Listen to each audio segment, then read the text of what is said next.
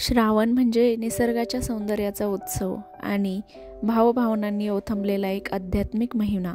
या काळात भक्ती, संस्कृती आणि निसर्गाचे नाते अधिक घट्ट होते. विविध सण उत्सवामधून व्यक्त होणारी कृतज्ञता माणसाला सृष्टीच्या मुळाशी जोडते. म्हणून श्रावण महिना आपल्याला अधिक संपन्न करणारा असतो. याच श्रावण महिन्यामध्ये बऱ्याच ठिकाणी मंगळागौरीचे कार्यक्रम देखील ठेवले जातात. तशाच पद्धतीने आज आमच्या कॉलनीमधील एक मंगळागौरीचा कार्यक्रम होता. त्यासाठी आम्ही सगळ्या मैत्रिणी आलेलो होतो, अतिशय नटून थटून सजून.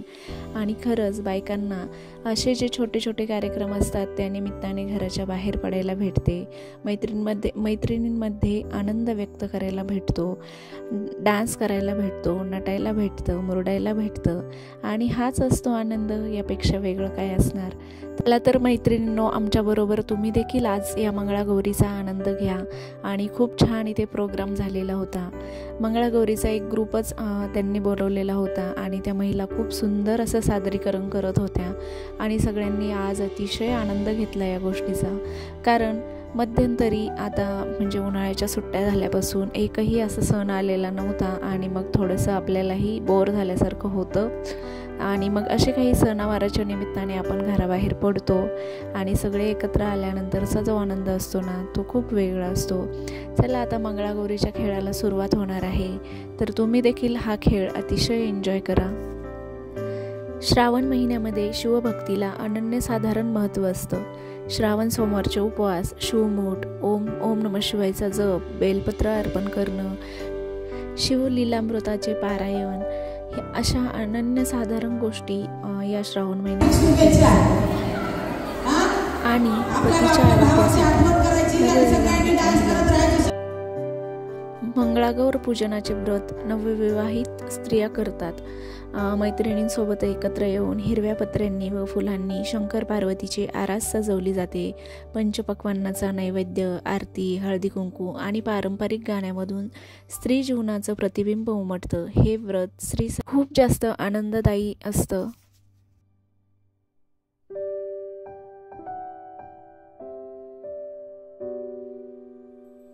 सुरुवात करूया. मग बाकीची थीम मी नंतर सांगते. की श्रावण महिना आला की पहिले बायकांना काही डान्स करू देत नव्हते, गाणी म्हणत नव्हते. म्हणू देत होते का पुरुष पहिले? म्हणू देत नव्हते. म्हणून बायका काय करायच्या, सूप घेऊन गाणे म्हणायच्या, जात्यावर दळताना गाणे म्हणायच्या, पोळ्या करताना गाणी म्हणायच्या. बायका गुणगुणत होत्या. बायकांच्या अंगामध्ये सगळ्या कला आहे. अशी एकही कला नाही की तिच्या अंगामध्ये नाही म्हणून.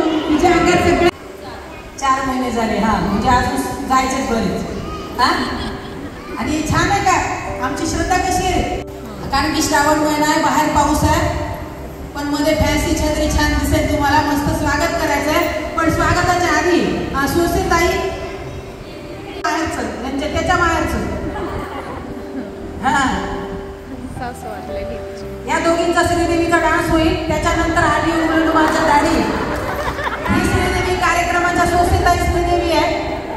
आणि हवा हवाईचा डान्स होईल. आणि तिकडची हवा हवाई आहे. तिचं नाव काय ग बाई? ऐश्वर्या नाव आहे. बघा ऐश्वर्या.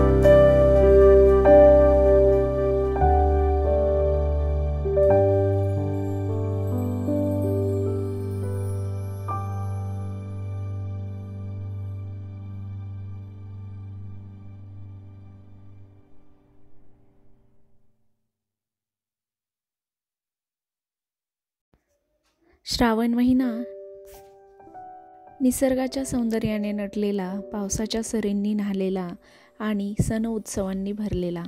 हा महिना फक्त ऋतूंची पालट किंवा निसर्गाचा आनंद नव्हे, तर तो स्त्री जीवनातील एक खास पर्वणी घेऊन येतो. उत्सवांची, सजण्याची, गंधगजऱ्याची आणि अंतर्मनाच्या शक्तीचीही.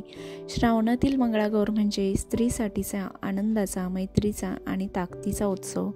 हे केवळ खेळ नव्हे, त्यात एक सांस्कृतिक संचित आहे. फुगड्या, झिम्मा, भोंडला, उखाणे आणि गाणी यामधून स्त्रिया एकमेकींशी संवाद साधतात, एकमेकींना ओळखतात. या खेळांमध्ये शरीराची लवचिकता, स्मरणशक्ती, लयबद्धता आणि सर्जनशीलता यांचा मिलाफ असतो. हे एक प्रकारचं स्त्रियांचं सांघिक व्यायामशाळा आणि सांस्कृतिक प्रशिक्षण केंद्र असतं. नवविवाहित तरुणींपासून वृद्ध आजींपर्यंत प्रत्येक वयोगटातल्या स्त्रिया यात सामील होतात. हीच खरी स्त्री सामर्थ्याची झलक. श्रावणातील एक अत्यंत महत्त्वाचं व्रत म्हणजे हरतालिका. शंकर पार्वतीच्या एकनिष्ठ प्रेमाचं, समर्पणाचं आणि संकल्पाचं प्रतीक असलेलं हे व्रत स्त्रीच्या श्रद्धेचं दर्शन घडवतं.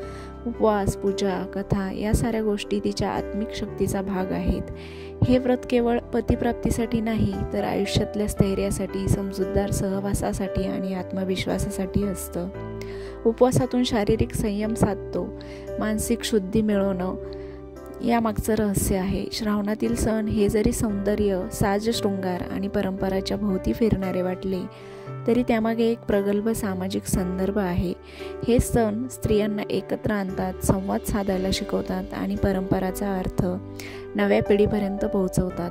स्त्रियांना घराबाहेर पडायला, एकमेकींसोबत वेळ घालवायला आणि आपली कला, गाणी, विनोद, अनुभव मांडायला हे उत्तम एक व्यासपीठ देतात.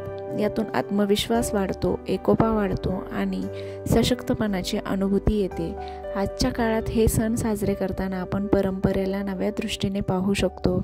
हिरवा रंग पर्यावरण स्नेही जीवनशैलीचं प्रतीक बनतोय. हरतालिकेचं व्रत आत्मशुद्धीचा योग साधू शकतो.